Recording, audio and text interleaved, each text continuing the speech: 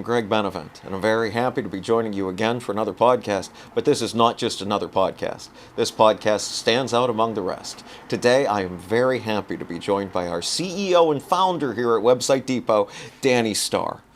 Danny, how you doing today? It's Doing good to great, see you. thank you, Greg. Thank you for the awesome introduction. I'm very happy to hear that from you. Yes, I'm very happy to have you here. Every word of that was true. There are a million different. Yes, there are a million different questions I could ask you, but there was just a few that were off the top of my head that I think a lot of folks out there might also be wondering as well.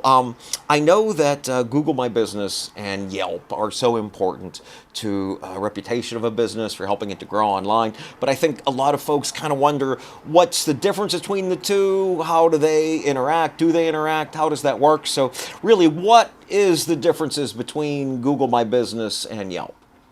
Yeah, so first of all, Yelp is, like a platform that offers small businesses advertising, where you can generate leads. Okay. But it doesn't have, like other websites connected or channels like YouTube or remarketing, retargeting. Okay. So it's more like a directory of, local business listings. Okay. Well, on the other hand, Google My Business is directly integrated with Google. Right. So people searching on Google Maps or, on Google Search, they will still see that Google My Business results.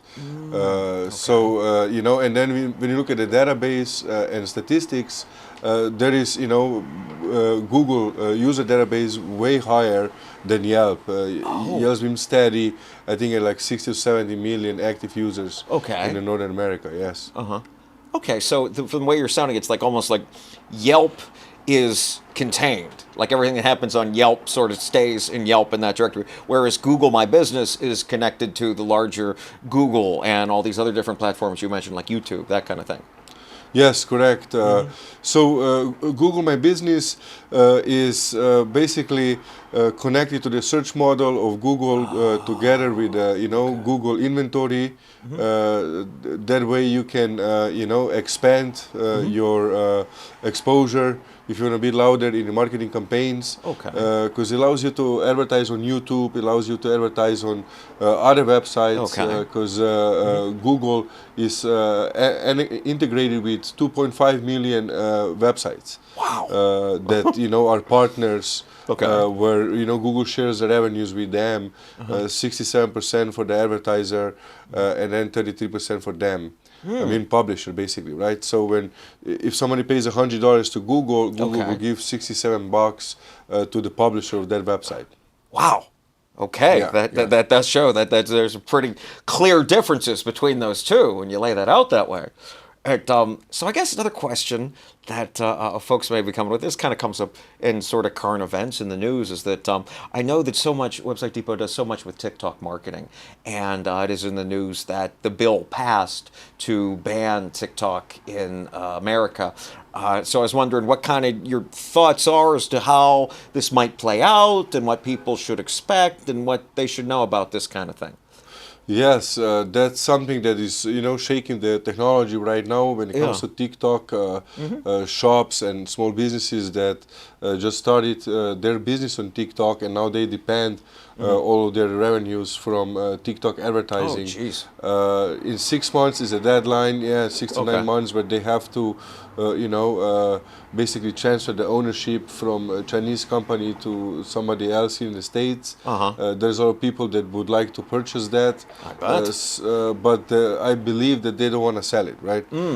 So eventually what might have happened is going to be that, the app is going to be banned from the stores, but it's not going to be banned from the phones. So if you already have app, installed on your phone, so you can still use it. So eventually, it's going to kind of slowly die out, right? But for it's not going to be the day of the ban. It's going to be slowly die out throughout the years. And I believe that right now we have a new, up and coming setups with Instagram threads. That is basically just like a TikTok, just videos, right? And then YouTube Shorts. Those are two that are gonna take that marketplace and market share from TikTok in the United States. Wow. But TikTok is going to be banned in other countries Right. around the world besides the United States. Okay, so it's Instagram Reels and YouTube Shorts. I mean, are those the kind of things, like, I don't know how this works. Is that the kind of thing where maybe folks should kind of start thinking about transitioning to that now to try and get ahead of this, or maybe just see how things play out? Or, I mean, what do you think there? Yes, I would strongly recommend for everyone to tap into those new options that the platforms are using. YouTube Shorts are very popular, and they're exponential growth. Wow. As well as Threads, right? Okay.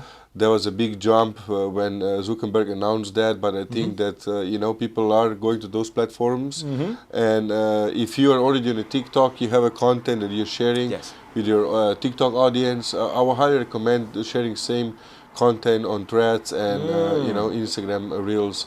That way you get most exposure out of the content you already generated. Right, that way you don't have to keep making new stuff. You can kind of recycle the stuff that you already have. Do the edits, Yeah. and just go for it, because your customers are on all the platforms, right? You have certain customers that are younger, so those will be more on TikTok.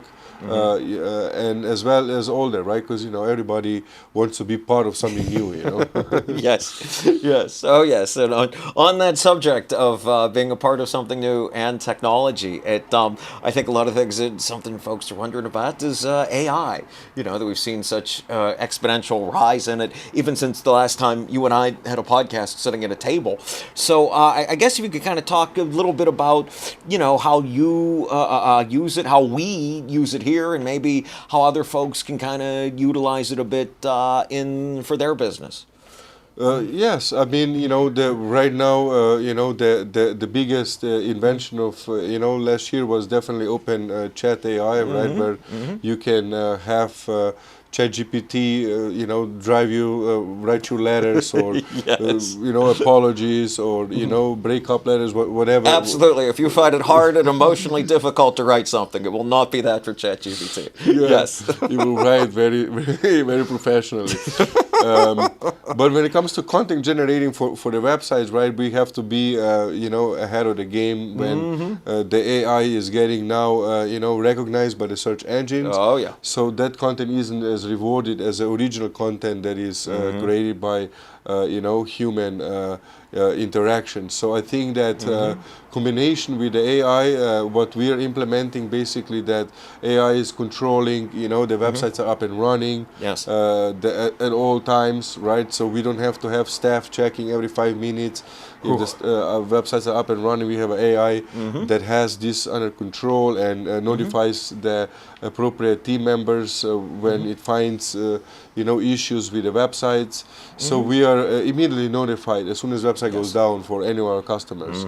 Then AI is utilized for audience scraping, right, where people have account-based marketing, where they would basically like to target certain audience, and they want to scrape the internet, send them the emails, letters, and then as well advertise on digital space, on the paid media to the same audience. Wow.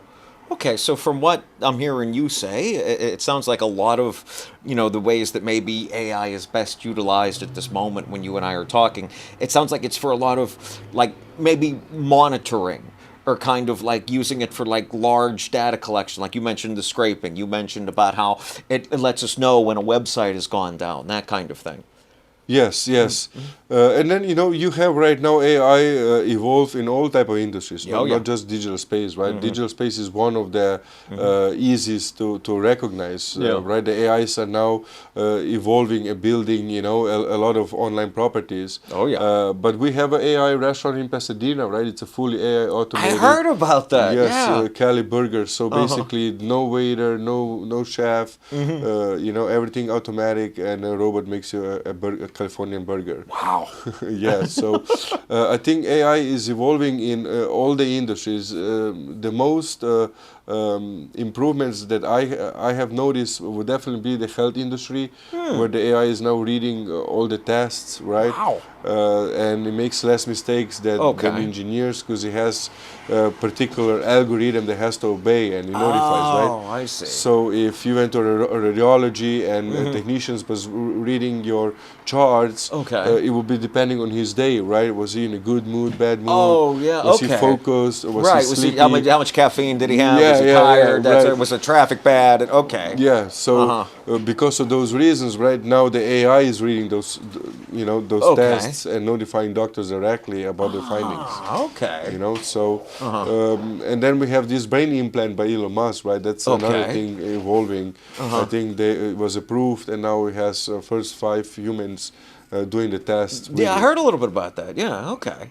Okay, so it sounds like it's advancing, but it also sounds like it, from what you're saying, is that it's in a lot of industries it's advancing, and it's not but the rise of the machines is not here yet. I mean, this is not it doesn't sound like anything with it that's too negative for society just yet. Is kind of what I'm hearing from you there. I mean, you've seen Elon Musk videos when he shows his worker robots. I've seen a little bit of that. Yeah. Yeah. So there are, right. I think that China is even evolved more when it comes to AI. I think and this is the danger is there, right? What can AI bring? I mean, look at wars today. Most of it is drones, right? So, that's true. It's not planes no more like World War I and II. So I think AI is a danger to us, to society. But we have to be in control. That's what it is. Right. It's like, I mean, that went a lot darker than I thought. But there's also something about it's like any other tool. Using the tool properly, doing things the right way. I think that's true of a lot of stuff, right? I mean, this just happens to be a more powerful tool, maybe. More powerful, more precise, right? And have a human, produce labor for monitoring that, evolving, and adjusting. That way, we can work less and get more done, and enjoy our lives with our families. Right? That's. Thank you for saying that. That's where I was hoping this was going to go. Yes, thank you. You touched on this a bit earlier about we were talking about the recycling of the content, and recycling things in the right way. I know that's something we talk about so much here. That's so important to what we do for our clients. If you could talk a bit about omni-channel digital marketing, because I think that's a thing that people listen to, people will hear that and they think, I know that sounds good, but maybe they don't have a real precise definition of exactly what it is. Yes, omni-channel marketing basically is believed that there is potential of new business acquisition on all different platforms, online, as well as different ways of advertising, right? Billboards, direct mailing, marketing. Even the front sign is advertising for you, right? Right. So when you put a sign there, people drive by and see your business, and now if you don't have a good sign, or your sign is covered with a tree, you might be losing on your revenues, right? And a lot of business owners complain, to the city, when are you guys going to come trim those trees? Right. And I know we're losing money as this happens every second. They would actually trim their own trees, just to get better visibility. So we believe that to grow the marketing to its best potential that it has. Sure. Why not advertising to your current clients with mailers, sending them letters, sending them pens, anything that can promote your business. That way they keep you in mind, and when they make next decisions, you're right there, by their thumbprint, right? And once you're engaged with them, they go online like everybody else, TikTok, YouTube, and now you have them in the pool. Right. So now you're advertising them, your content, on different platforms, right? Yeah. So that makes them, and see you more, and more often people see you, they start liking you. That's how it usually works. Right. Well, that is how it usually works. That's how it's supposed to work. If not, you got some work to do. But that's exactly right. That's exactly right. And you talked, and there's something so. I'm trying to find a word other than tangible, but just so there's something so, I don't know, grounded about, like you said, about having mailers, about having pens, about having, papers, these things that are not like, they're never going away. People are always going to need them. And when they see them, they'll think of your business. Yes, and it's customer journey end of the day, like right, like how you're gonna interact with this client in the future. Are they gonna come back for more business with you? Are they gonna return? Are they gonna refer you to their family, friends, and colleagues? So better that you expose yourself on different ways, right? As a business, easier it is to keep these relationships going with your new customers and retaining the old customers. Right. No, that makes so much sense when you put it that way. It's just it's. I think so many people get stuck on the idea of like, okay, if I just do this, I'll be fine. My business will be fine. But I'm so glad you used the word journey, because that's really what it is. It's an entire journey to take you from that initial meeting contact to when you finally make the sale through that conversion. Yes, and I think referral is one of the best marketing strategies, right? But even for referral, it's good to have marketing material, right? That way it's easier to refer, because there is also how do I refer, right? I just text them, or give them a business card, right? So it's more options you give, better it is. And sometimes just the action of the option lets people know, oh, you take referrals, or you want me to refer you more business. You're not too busy. You want to still grow. Right. That's such a good point. I guess I'd never thought of it.